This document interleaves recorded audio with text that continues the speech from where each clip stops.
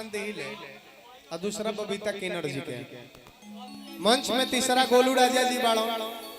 मेल में देखा जाए तो 1 नंबर पर बाड़ो फीमेल में अनुपमा जी बाड़ी बबीता किन्नर जी बाड़ी अब भगवान ने लोग के बनौले रखो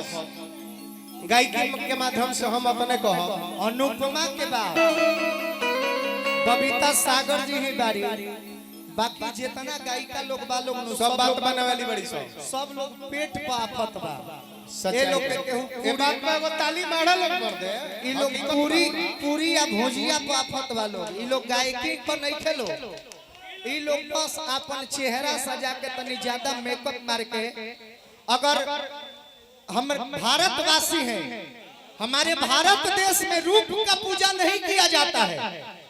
गुण का पूजा किया जाता है अगर रूप का पूजा होता तो हमारे भगवान गणेश जी जिनका कोई किसी एंगल का रूप नहीं है मनुष्य का तन है तो मुंह जो है ये फेस हाथी का है पेट भी है तो इतना बड़ा है फिर भी 33 करोड़ देवता में पहले पूजे जाते हैं 33 करोड़ देवता में पहले गणेश जी का पूजा किया जाता है तो ये प्रत्यक्ष प्रमाण की जरूरत नहीं पड़ती है ये प्रत्यक्ष बताता है कि हमारे भारत देश में रूप का नहीं गुण का पूजा किया जाता है और चित्र का नहीं बल्कि चरित्र का पूजा किया लेकिन एकरा संगे संगे हो बबीता जी से को बात कहबे भाई बजावल लोग तू लोग बोल का ई ध्यान देवे के बाकी कोई के गावल गीत के नहीं के गावे न तो लोग ये कहीं कतनो निमन गईबो चाहे तू हो चाहे भारत इंडस्ट्री के कोई गायक गायिका तो कोई गवल के तगावती है चाहे गावता कोशिश करो कि अपन एगो अलग मिजाज अलग अंदाजे बोले के रखे गलती ना नु ताही हिंदी गीत गावल जरूरी ना रहो यही जा मार दो जनरेटर पर गीत संगीत चलता अब का तुरुआ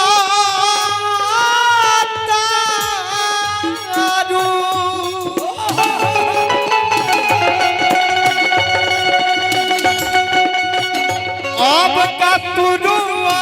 तारू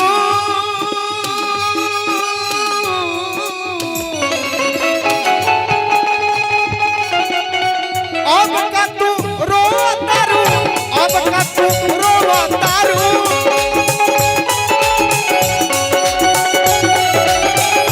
अब का तू रो तारू हम के रोवा के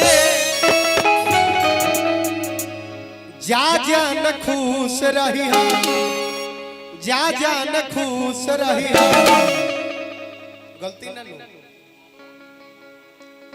जा जान खुश रही हो पियाबा के प्यार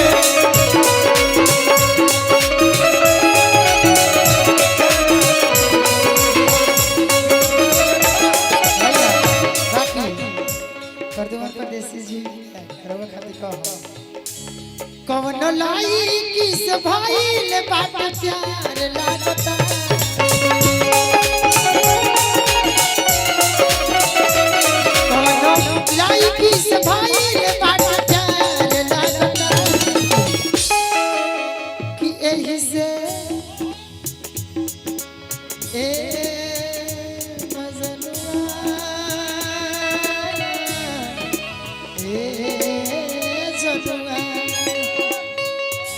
कौन लाई किस भाई बाट प्यार लागता कौन लाई किस भाई बाट प्यार लागता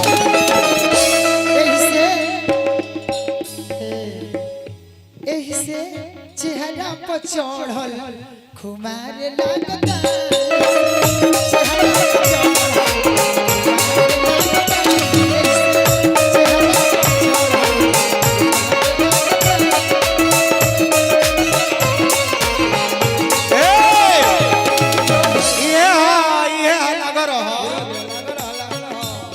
जवाब कैसे घुंघटा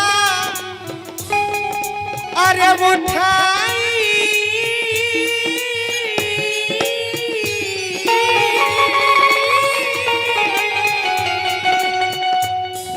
हम आज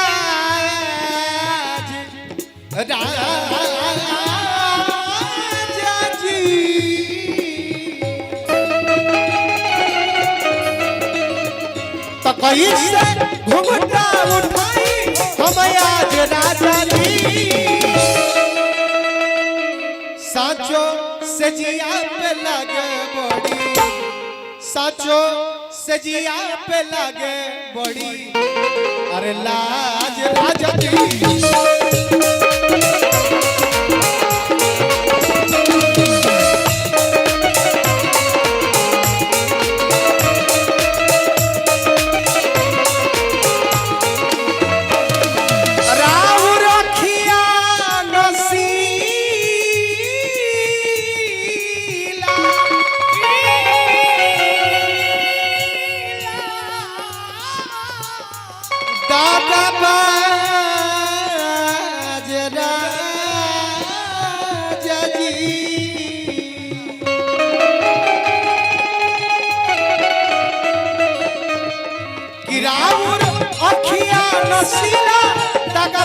राजा जी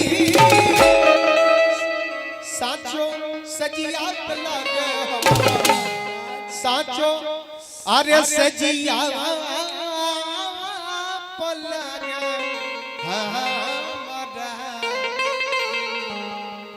अरे लाज राजा जी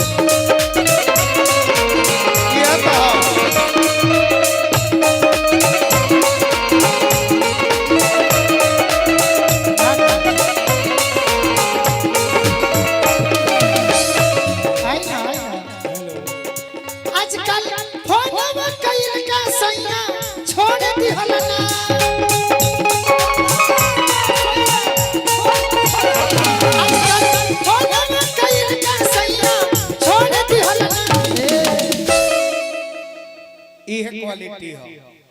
जेकरा गावे ना आवेला उ मंच पर विवाद करेला विवाद बवाद संग संग में वादो फेंकेला प्रदमन भाई तो ई गायिका है ई विवाद ई बात से नहीं मारल चाह ई अपने गीत से मारल चाह तरी मतलब ई है हो और वो गीत से मारी हमहु गीत से मारम ई हो गीत से ई हो गीत से मरी हो बात के कोनो जरूरी नहीं है जेकर में मैटर ना रहेला उहे विवाद एक मिनट भाई भोजपुरी में विवाद के जरूरी का पड़ी अगर जगकर्ता कह देवे अगर गायिका कह देवे कि हमको अपने संगीत से मतलब है तो फिर अगला का पागल है कुत्ता काटा है कि वो तुमको अभद्र बोलेगा अब ई बोला तरी तो हमरा कहां बेमत बा कि हम इनका के बाउर बोल दी जब ई गीत संगीत गावत तरी तो ई गीत में अच्छा चीज बोलत तरी तो अब अगर केहू हमरा बहन के कह देवे केहू हमरा माई के कह देवे कहे भाई हम कायर थोड़े हैं कि पीठ देखा के मंच से भाग जाए अगर जब तुम मध के खोता में हाथ डाल देले बारू तो फिर तैयार हो जा कि तहर कितना के कितना दूध पियोले बा आ के कितना तहरा में परवरिश में खर्चा कइले बा अपन ताकत दिखा दो हम हर चुनौती एक्सेप्ट करे खातिर तैयार बानी लेकिन अगर बात आई गीत संगीत के तो सिर्फ संगीत से मुकाबला होगा जैसे बबीता जी गा रहे हैं केहू गोरियाई तो हमने के तुलसी गंगा जमा नहीं हम लोग के हाथ में माला है माने गंगाजल ले ले बने कि हम बाउर ना बोलो तू बोलबू तो फिर सोहब ना कहे कि महाभारत ही हमने के सिखावता ई चीज महाभारत सिखावता कि जब केहू हिंसा देवे पर तैयार ना होके तो जबरदस्ती लड़ के लेवे के भी हिम्मत अपने आप में रहे के चाहिए महाभारत में पांडव दल के 5 गो गांव देवे खातिर तैयार ना रहे कौरव दल तो लास्ट में भइल का कृष्ण जी शांति दूत बन के गइले कहले कि ठीक बा जब बिना लड़ाई के ते कहत रहे कि सुई के नोक भर ना दे तो तैयार रह लड़ाई करे खातिर और आवे वाला दिन में अपना माई गंधारी के कह दिए कि अपना आंख के आंसू बचा के रखस एक दिन तोरा 100 पर रोवे के काम आए बाकी हम और सब के हमारी जवान औरत अपन जवानी में अपना मर्द से हाथ धो बैठी जवान औरत के मांग के सेनुर उजर जाई जवान माई के गोद उजर जाई सबके कारण ते बनबे याद रखिए ते बिना लड़ाई के कहत के सुई के नोक भरना दे ते एगो समय आइल कि पांडव दल के विजय भई आ आ सुई के नोक भर ना देवे के कहले रहे जौना पर पूरा कब्जा पांडव दल के भाई। तो जहां आपको जरूरत पड़े कि हमको लड़ के हिस्सा लेना है, वहां फिर किसी से डरना नहीं है, कायर बन के नहीं जीना है। तो जहां जरूरत पड़े बोलने का झूठ बतिया सच हो जाला, बार बार कहला से आ साचो बतिया झूठ हो जाला, चुप